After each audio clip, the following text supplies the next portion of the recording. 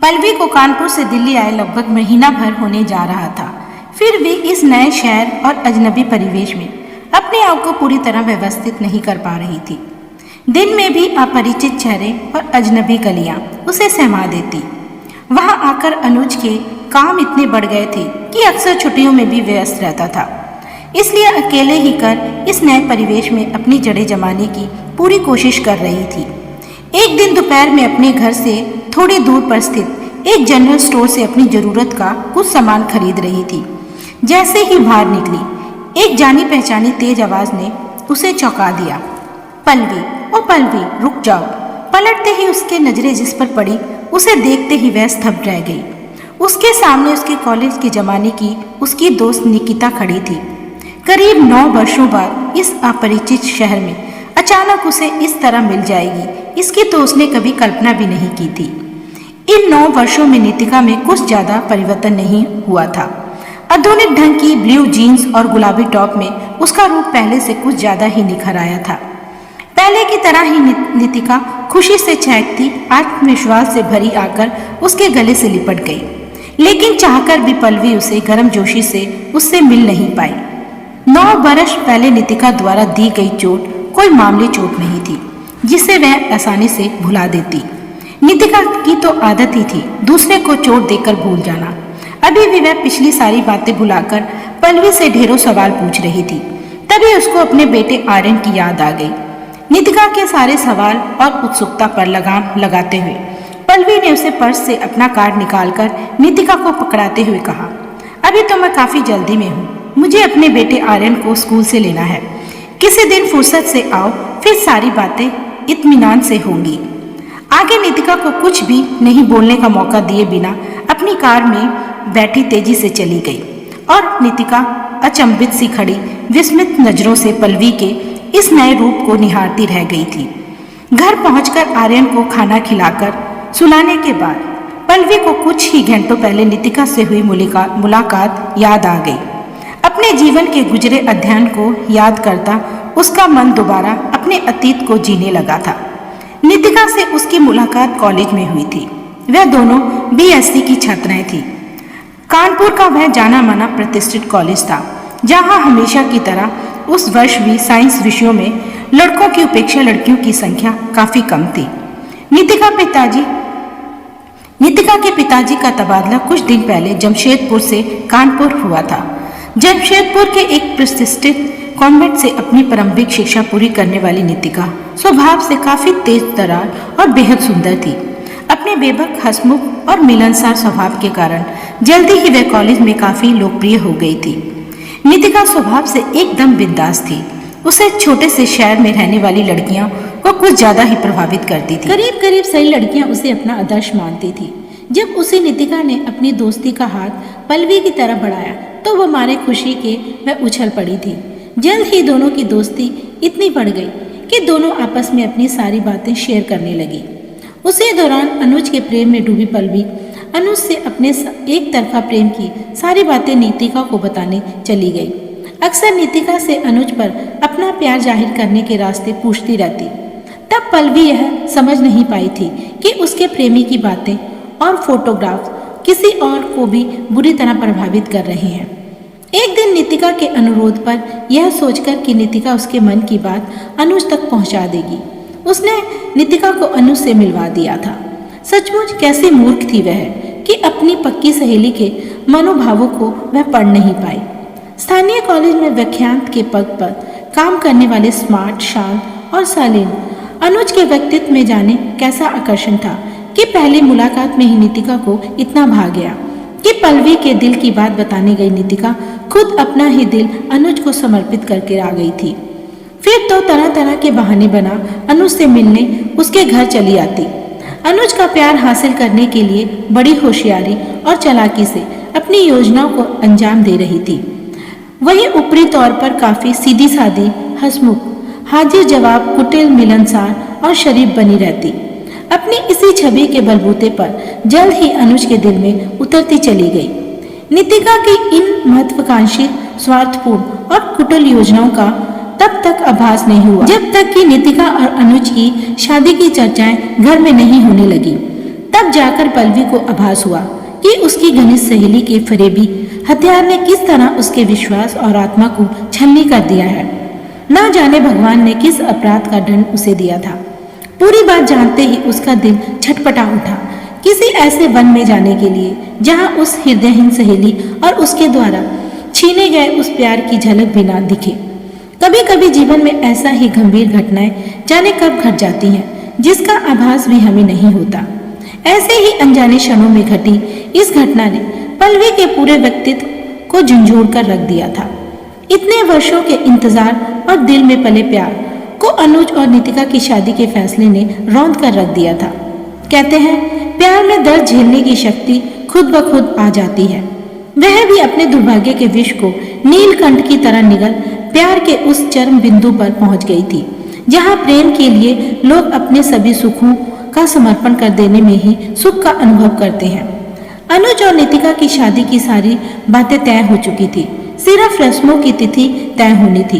तभी एक ऐसी घटना घटी जिसने अनुज के सारे सपने बिखेर दिए। जमशेदपुर में नितिका के पड़ोस में रहने वाला अजय का IAS के लिए चयन हो गया। वह लंबे समय से नितिका से एक तरफा प्यार करता था, पर पास में कोई नौकरी न रहने और अपनी अति साधारण शक्ल सूरत के कारण नितिका के सामने अपने दिल की बात रखने की हिम्मत नहीं जुटा पाता था।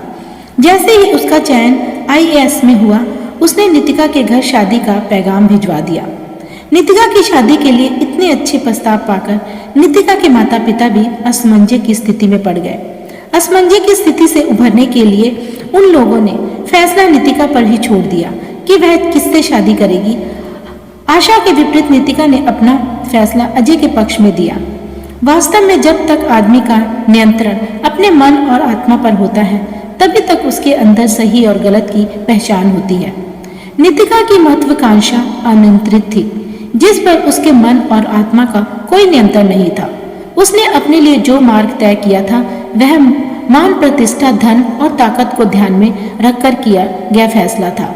नितिका के इस अप्रत्यक्ष फैसले से आहत अनुज ने जब नितिका से उसकी बेवफाई का कारण जानने के लिए दबाव डाला, तब बड़ी सफाई से नितिका ने अपने फैसले की सारी जिम्मेदारी अपने माता पिता पर डालकर चुप्पी साध ली। अनुज ने बहुत कोशिश की, रोया, गिड़गिड़ाया भी, पर नितिका अपने फैसले पर अडिग रही। जैसे तूफान की तरह नितिका उसके जीवन में आई थी, वैसे ही उसकी जिंदगी से निकल भी गई। कभी कभी आदमी कितना मजबूर हो जाता है कि जीवन में घटित किसी अप्रत्यक्ष और निर्णायक फैसले को समझना और बदलना दोनों ही उसके लिए मुश्किल हो जाता है। ऐसा ही कुछ अनुज के लिए भी हो रहा था। अनुज समझे या ना समझे, पर पल्लवी को नितिका के फैसले के संबंध में सब मालूम हो गया था। नितिका के रिश्ते की एक बहन ने उसे सब बता दिया था। औरत का ऐसा धोखेबाजी और स्वार्थी रूप उसने पहले कभी नहीं देखा था।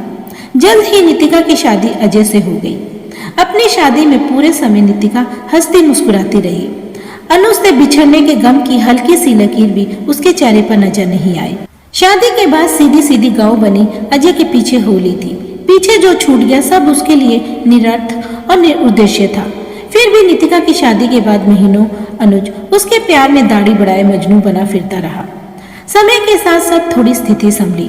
शोभा ने अपनी माँ से पल्लवी का लंबे समय से अनुज के साथ चलने वाले एक तरफा प्रेम के विषय में सब कुछ बता दिया, जो अब तक शोभा के अलावा कोई और नहीं जानता था। जैसे ही उसकी माँ को इस बात की जानकारी हुई, उसके दिल में एक आशा की किरण लहर दौड़ गई। यही वो लड़की है जो अनुज के जीवन में खुशियां वापस ला सकती है। वह खुद चलकर पल्लवी के घर उसका हाथ मांगने गई थी। 4 बेटियां और 2 बेटों के बोझ तले दबे पल्लवी की माँ और उसका निम्न वर्गीय परिवार इस रिश्ते को पाकर जैसे निहाल हो उठा। पर अनुज की माँ के जाते ही पल्लवी अपनी माँ पर बिफर उठी थी। माँ, आप अनुज की माँ को मना करवा दीजिए, मुझे नहीं करनी अनुज से शादी वादी, मुझे अभी अपनी पढ़ाई पूरी करनी है। पल्लवी अभी कुछ और बोलती, उसके पहले ही उसकी भाभी मीरा उसे खींचकर अपने कमरे में ले गई। एक बात सुन पल्लवी, अनुज के साथ शादी का फैसला भी तुम्हारा ही होना चाहिए। फिर भी मैं यही कहूंगी, इतनी जल्दबाजी में कोई फैसला मत ले। अनुज और तुम बचपन के दोस्त हो। अभी वह सच झूठ के मोहजाल में फंसा एक कठिन दौर से गुजर रहा है। ऐसे समय में वैसे भी तुम्हारा फर्ज बनता है उसकी सहायता करो। तभी भाभी की बात काटते हुए पल्लवी बोली, भाभी आप ये क्यों नहीं सोच रही? वह शादी करेगा मुझसे और प्यार में डूबा रहेगा नितिका के। ऐसे में उसके साथ शादी के बंधन में बंधना मूर्खता नहीं तो और क्या है? तुम ऐसी आंदोलित मन लेकर कुछ सही नहीं सोच सकती। तुम तिरस्कार और उपेक्षा की भावना से निकम्मा अपने मन के परे हटकर एक परिस्थिति का अवलोकन करो, तब तुम समझ सकोगी किसी का छोड़ा तुम्हारे हिस्से में नहीं आया। ईश्वर ने तुम्हारे सच्चे प्यार को तुम्हें वापस लुटाया है। आगे बढ़कर अपने बिखरे प्यार को अपने आगोश में समेट लो, समय सब ठीक कर देगा। ना ना, वैसे मत देखो। तुमने अपने मुंह से भले ही मुझे कभी कुछ ना बताया हो, पर तुम्हारी गुनगुनाती आंखों में लिखी तुम्हारे प्रेम की कहानी मैंने पहले ही पढ़ ली थी। अपना ना सही, अपने परिवार की तो सोचो। उन्हें इस शादी से कितनी खुशी और सम्मान मिलेगा। फिर पल्लवी अनुज के साथ शादी करने से इनकार नहीं कर सकी। शादी के बाद पिछली सारी बातों को भुलाकर पूरी लगन से उसने अनुज को अपने प्यार, स्नेह और सेवा से इस कदर सहारा दिया कि कुछ ही दिनों में उसके दिल से नितिका की छवि तक मिट गई और सब कुछ सामान्य और सहज हो गया। बस एक ही बात अनुज के दिल में हमेशा खटकती, अगर वह साधारण नौकरी में न होकर IAS या IPC अधिकारी होता तो यूं प्यार से ठगा ना जाता। अनुज की इसी दर्द ने उसे IAS की प्रतियोगिता परीक्षा की तैयारी करने के लिए उकसाया, जो धीरे धीरे उसका जुनून बन गया। 2 वर्ष की कड़ी मेहनत के बाद वह इस प्रतियोगी परीक्षा में सफल हो गया। पल्लवी के सच्चे प्रेम और समर्पण ने उसके बिखरे अस्तित्व को समेटकर उसे बुलंदियों तक पहुंचा दिया।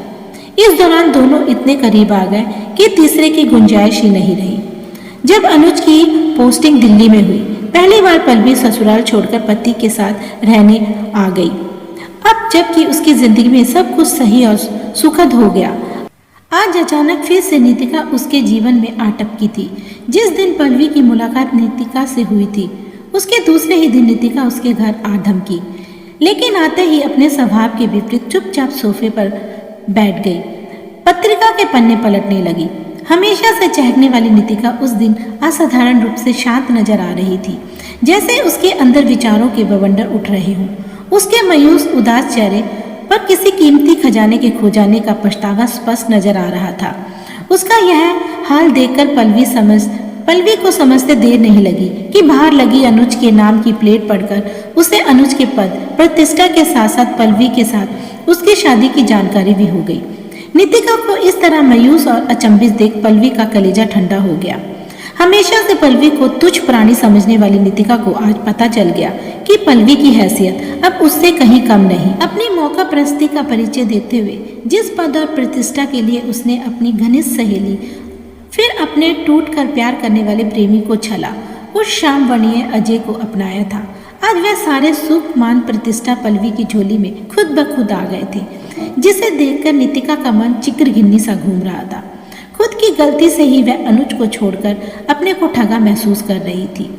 अभी दोनों सहेलियों के बीच औपचारिक बातें चल ही रही थी कि अनुज सुखी सुखी भी आ गया। नितिका को यूं अचानक अपने घर में देखकर थोड़ी देर के लिए वह हैरान रह गया। वहां गहरा सन्नाटा सा पसर गया, लेकिन जल्द ही अनुज और नितिका इधर उधर की बातों में व्यस्त हो गए। अनुज भले ही बातों का सिलसिला जारी रखे हुए था, फिर भी उसकी आवाज और व्यवहार से झलकता अपरिचय का भाव नितिका से छिप नहीं रहा था। पल्लवी उठकर रसोई घर में चाय बनाने चली गई, पर उसके कान ड्राइंग रूम की तरफ ही लगे थे। एक बार पहले भी अनुज का नितिका के हाथों खो चुकी थी, अब दोबारा उसे खोने की हिम्मत उसमें नहीं थी। तभी उसे नितिका की धीमी और स्पष्ट आवाज सुनाई दी, अनुज, जो बीत गया उसे भुला कर हम नए सिरे से अपनी पुरानी दोस्ती को कायम नहीं रख सकते। परिस्थितियां भले ही बदल गई, लेकिन आज भी मैं वही नितिका हूँ। फिर तुम्हारे व्यवहार में इतना परायापन क्यों और कब से आ गया? जब से तुमने अजय से शादी कर ली।